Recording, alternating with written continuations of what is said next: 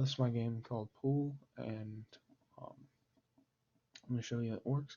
So, basically, the objective of this game is to not get the black ball into the pockets. And so, I'll just start my program. And if you hit a ball into the pocket, like shown, it'll, go into the pocket, and the objective is to get it till only the black ball is left, and then try to hit it in, and then you win.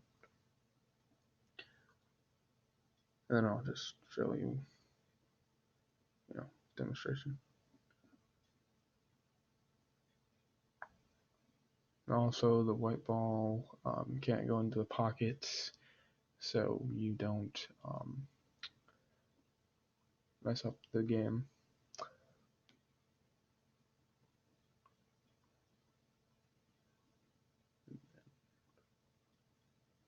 And actually, you know what, I'll just show you an example of me failing to hit the black ball, but losing in the end. And that's what happens when you lose. You just hit R to restart the game. And then we'll see if I can win.